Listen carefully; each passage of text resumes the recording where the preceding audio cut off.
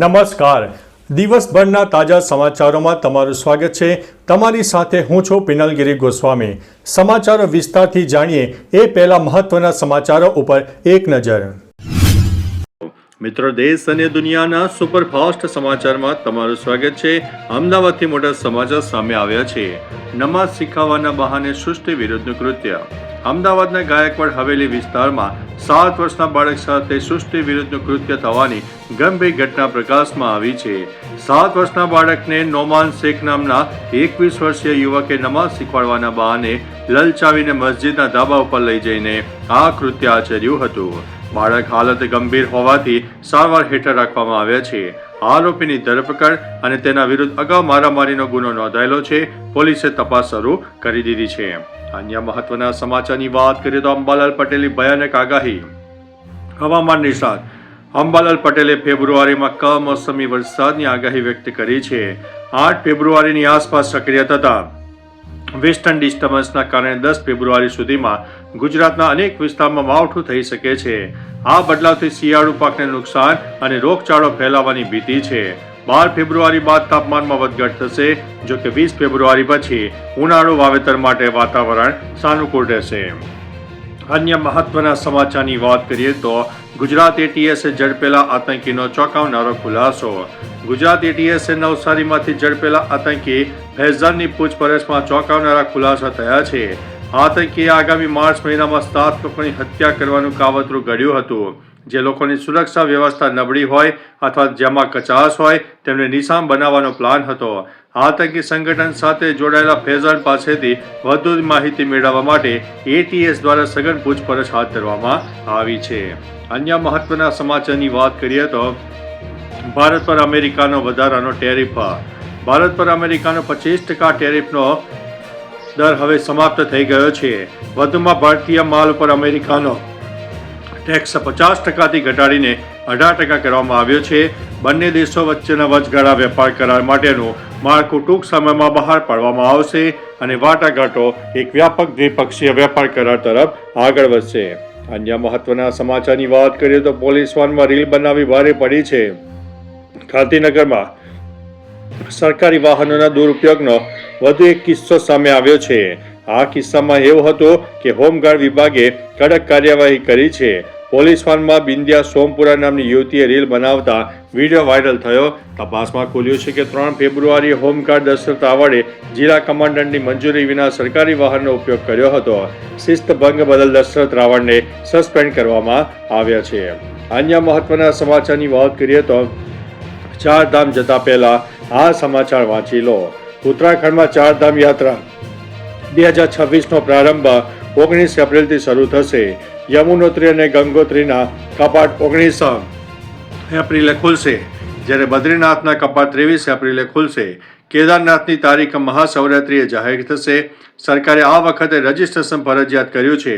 નવા નિયમો મુજબ મેડિકલ ફિટનેસ, પ્લાસ્ટિક પર પ્રતિબંધ અને રોજના ભક્તોની મર્યાદિત સંખ્યા નક્કી કરી છે અને યાત્રાળુઓને રજીસ્ટ્રેશન સ્લીપ સાથે રાખવાની રહેશે. અન્ય મહત્વના સમાચારની વાત કરીએ તો મેળામાં રાઈડ તૂટી એકનું થયું છે મોત. હરિયાણામાં સૂરજકુંડ મેળામાં એક ઝૂલતી રાઈડ તૂટી ગઈ હતી. એક પોલીસ ઇન્સ્પેક્ટરનું મૃત્યુ થયું છે અને 13 લોકો ગંભીર રીતે ઘાયલ થયા છે. અકસ્માત સમયે ઝૂલા માટે મોટી સંખ્યામાં લોકો હાજર હતા, જેના કારણે ખોફ ફેલાયો છે.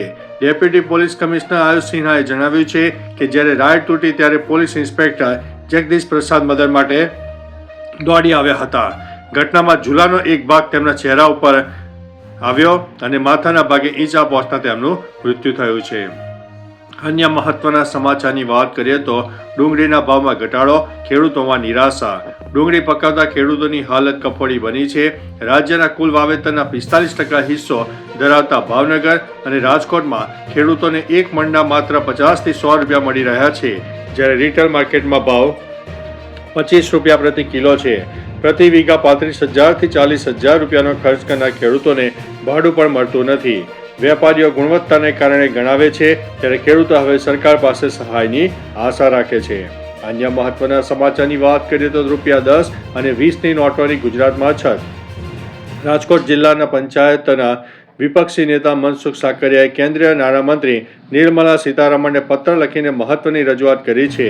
છેલ્લા 6 મહિનાથી રાજ્યમાં 10 અને 20 રૂપિયાની ચલણી નોટોની અછત સર્જાઈ રહી છે, જેના કારણે લગ્ન સરામાં લોકોને મુશ્કેલી પડી રહી છે. તેમણે ખેડૂતો અને વેપારીઓની સરળતા માટે 1000 અને 2000ની નોટોને ફરીથી ચલણમાં મૂકવાની માંગ કરી છે. અન્ય મહત્વના સમાચારની વાત કરીએ તો રાજકોટમાં ગોડસે નાટકનો વિરોધ. રાજકોટ શહેર કોંગ્રેસે હેમુ ગઢવી હોલ ખાતે રજૂ થનારા નથુરામ ગોડસે આધારિત નાટકનો ઉગ્ર વિરોધ નોંધાવ્યો છે. નાટક શરૂ થાય તે પહેલા કોંગ્રેસ કાર્યકરો સ્ટેજ ઉપર પહોંચી ગયા અને સેટમાં તોડફોડ કરી હતી. કોંગ્રેસનો આક્ષેપ છે કે આ નાટક દ્વારા રાષ્ટ્રપિતા મહાત્મા ગાંધીનું અપમાન કરીને ગોડસેને પ્રચાર કરવાનો પ્રયાસ થઈ રહ્યો છે. કોંગ્રેસે ચેતવણી આપી છે કે રાજ્યમાં ક્યાંય પણ નાટક રજૂ થશે તો તેનો વિરોધ થશે. અન્ય મહત્વના સમાચારની વાત કરીએ તો ભારતની શાનદાર જીત. ભારત અને અમેરિકા વચ્ચે T20 વર્લ્ડ કપની ત્રીજી મેચમાં ભારતે પ્રથમ બેટિંગ કરતા 161 રન બનાવીને અમેરિકાને 162 રનનો ટાર્ગેટ આપ્યો. અમેરિકા ટાર્ગેટ ચેઝ કરી શક્યું નહીં. અમેરિકાએ 20 ઓવરમાં 8 વિકેટ ગુમાવીને 132 રન બનાવ્યા છે. ભારતે 29 રનથી મેચ જીતી છે.